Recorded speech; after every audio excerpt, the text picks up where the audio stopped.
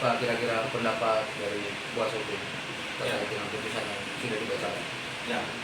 Ya, hari ini kita menghadiri agenda persidangan yang mana tajuknya adalah pembacaan putusan terhadap terdakwa Bella Puspitasari, di mana pada tanggal 22 Mei hari ini menjadi bukti bahwasanya Pengadilan Negeri Semarang telah memvonis menjatuhkan hukuman kepada seseorang yang kemudian tidak ada bukti sekalipun, tidak ada bukti satupun yang kemudian memberikan isyarat, memberikan arti bahwasanya terdakwa Bella Puspitasari telah menggunakan uang dari perusahaan. Sehingga pada hari ini saya rasa ini menjadi kekecewaan kami, ya, kekecewaan kami sebagai penasihat hukum, sebagai aparatur hukum, dan sebagai penegak keadilan, di mana Pengadilan Negeri Semarang telah memutus seseorang tanpa ada bukti yang jelas, tanpa ada bukti yang langsung memberikan arti bahwasanya terdakwa telah mengambil atau menggunakan uang perusahaan, di mana pada kenyataannya, ya, terdakwa Bella Puspitasari tidak pernah menggunakan uang Rp1 pun.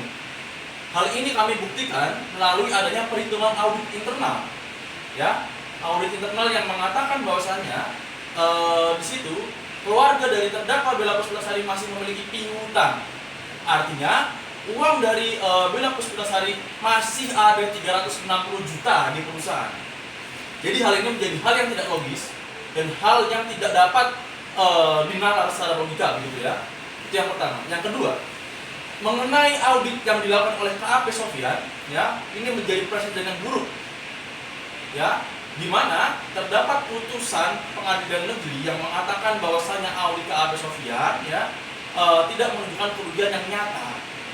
Tentu ini menjadi pertimbangan kita terhadap analisa-analisa yang mana dalam faktanya audit itu dilandasi dengan adanya laporan yang fiktif, yang mana menurut ahli hal ini tidak bisa digunakan sebagai dasar adanya suatu fitnah tuduhan, ya, yang kemudian hal ini harus dilakukan secara komprehensif, begitu ya, audit komprehensif. Yang ketiga, penggunaan dana yang dilakukan oleh terdakwa Bella Puspitasari secara jelas di persidangan bahwasanya terdakwa Bella Puspitasari berhak. Kenapa berhak? Karena Bella Puspitasari merupakan manajer yang kemudian diberikan kewenangan penuh untuk mengurus keuangan, ya, berhak untuk melakukan transaksi, berhak untuk melakukan pinjam meminjam, sehingga perhitungan yang ada dalam fakta persidangan merupakan perhitungan yang sah, perhitungan yang secara legal, dan dalam hal ini Bella Puspitasari tidak melakukan hal itu secara ilegal, gitu ya, karena mendapatkan izin dari direktur, dalam hal adalah Iwan Nugroho, gitu ya.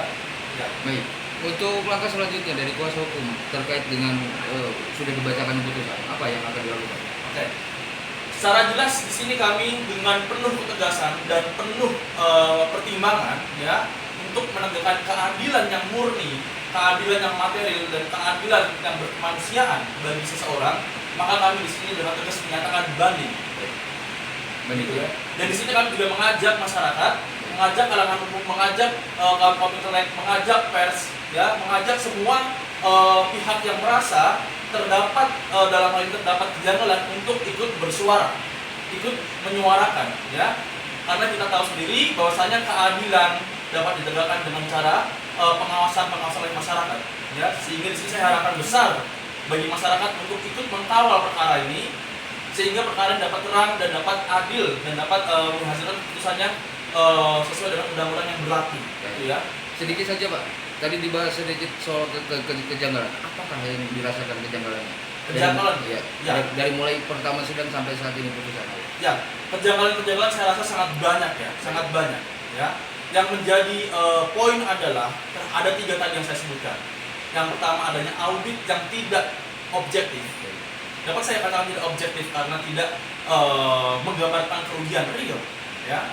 Dan yang kedua terdapat adanya aliran dana yang kemudian itu dituduh sebagai penggunaan Bu Bella secara mendukung, padahal itu merupakan hal yang legal, hal yang diberikan izin oleh Iwan Nugroho selaku direktur, gitu ya.